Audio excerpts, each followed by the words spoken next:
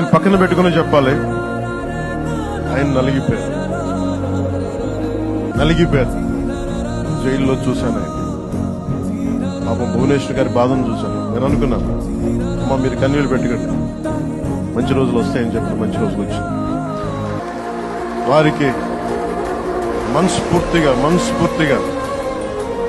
వారికి నా హృదయపూర్వక శుభాకాంక్షలు. మీరు అద్భుతమైన పాలన ఇవ్వాలి అందరికీ మనస్ఫూర్తిగా మీకు నేను తెలియజేసుకున్నాను.